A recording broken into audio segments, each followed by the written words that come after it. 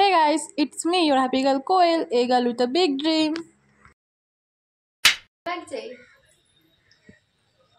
বল বোন, তোকে খুব সুন্দর লাগছে। তোকে খুব সুন্দর লাগছে। বাইরে বেরাস না বোন, নজর লেগে যাবে। বাইরে বেরাস না বোন, নজর লেগে যাবে। আরে না না, আমি কি বেশি সুন্দর লাগছি না?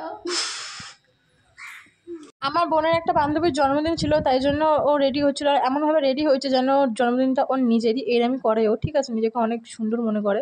বাইরে দেবে আমার বোন কিন্তু এমনিতে অনেক সুন্দর। তারপরে আমি রোদ্রের মধ্যে বেরিয়ে গেছি আমার একটা বান্ধবীর বাড়ি। অনেক দিন পর যাচ্ছি, বলতে গেলে প্রায় 1.5 বছর তো হবেই, 1.5 বছর পর এরকম হচ্ছে যাবো। আর যাওয়ার সময় দেখি রাস্তায় জল ভর্তি, আর কোনো অপশনই নেই, সাইড দিয়ে কোনো জায়গা নেই যাওয়ার, আমাকে জল পাড়িয়ে পাড়িয়ে যেতে হবে। ভালো হয়েছে বাবা স্লিপার পরে এসেছি। এক্ষুনি ভাবছিলাম আমি বেরোনোর সময় যে একটু পামচু টামচু করবো, পারবার না বাবা। আসো, আমাদের অনেকদিন পর দেখা হয়েছে দাদা, আমাদের অনেকদিন পর দেখা হয়েছে গাইস। বল কিছু। কেমন আছিস? অনেক ভালো, তুই? আমিও ভালো। সবাই কেমন আছে? এই মোটা হয়ে গেছে মাম। হ্যাঁ, আগে অনেক মোটা হয়ে গেছে, সত্যি কথা। গালগুলো ফুলে গেছে। গালগুলো ফুলে গেছে, পুরো বডি ফুলে গেছে। চল। আর একে দেখলে আমার প্রচুর ভয় লাগে, তাই ওকে বলছি তুই আগে যা ভাই, তারপর আমি যাবো। তো ও গেছে, তারপর সাইড দিয়ে আমি গেছি, ভাবছি যে কি হামলা মারবো নাকি হামলা মারবো। তো বললাম না বাবা, এমনি ভীতু মানুষ যদি আমাকে আমার উপর হামলা মারিনি, ঠিক আছে। তারপর এখানে আমার সুখ দুঃখের গল্প করা শুরু করে দিয়েছে, গল্প তো শেষ হয় না। আগে ওর সাথে আমার অনেকই দেখা হতো বলতে গেলে, প্রায়, বাট এখন আর হয় না। এখন ওর বাড়িতে যেতে হলে আমাকে সেই অটো ধরে তারপর যেতে হয়।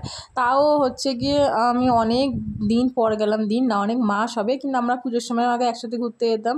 এবারে অনেক দিন পর দেখা হয়েছে, তাই অনেক কথা বাকি ছিল, সেগুলো সব বললাম। কারণ আমরা ফোনে সেরকম কথা বলি না, আমার মনে হয় ফোনে কথা বলার থেকে সামনাসামনি বসে এক্স্যাক্টলি গল্প করাটাই বেস্ট।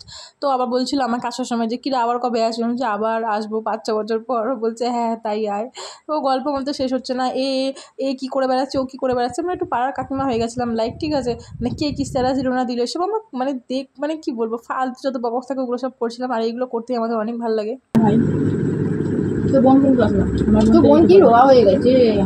হ্যাঁ, অনেক রোগা হয়ে গেছে, আগের থেকে রোগা হয়েছে। তো ওই বোন খান থেকে তখন দেখি উল্টি গেছে এখন, সত্যি অনেক রোগা হয়ে গেছে। আগে বেশ কিউট মুড়ি ছিল, এখন ও কথা বলে তোমার সাথে করে। ও ডায়েট ফাইট করে তো, ভাত খাত কম খায়, এখন থেকে মেনটেন করে। আমাদের ক্লাসটা সেম না, বাট আমরা মনের দিক থেকে সেম, মানে ওর মেন্টালিটি আর মেন্টালিটি পুরোটাই সেম, ঠিক আছে। আমি কলেজে ফার্স্ট ইয়ারে ভর্তি হলাম, আর ও এইচএস দেবে সামনের বছরে, ঠিক আছে। তো টিচারই আমাকে জিজ্ঞেস করছে কী কী সাবজেক্ট নেবো। তারপরে আমি ওকে বলছিলাম নতুন কলেজ আমার কেমন লাগলো না লাগলো। বাই দ্য ওয়ে, আমি কিন্তু ফার্স্ট ডে কলেজে গেছিলাম, ওই ব্লগটা কিন্তু আপলোড করা আছে, তোমরা কিন্তু দেখে নিও, ঠিক আছে। আমি সামনে দেখি আর কোনো লোকের সামনে দিয়ে ভালো করে ফোকাস মেরে দেখি না। আমার তো এই জায়গাটা পুজো এরকম খোলা জায়গাটা, সত্যি জায়গাটা খোলা। আমি তো দেখিনি, কোচিং দেবো দেখছি দেখলে না মাথা কেমন করে রে, মানে মাথা আমার চলে আর পাশে যদি কেউ থাকে তো এমন ভাবে ঠিক আছে। দেখা হলো কি ভাই ভালো আছে অনেকদিন পর, ঠিক আছে। ও এমন ঝাপতে আসে না, তো মোটা বল তো আমি সামলাতে পারি না, ওকে তো প্রবলেম করে।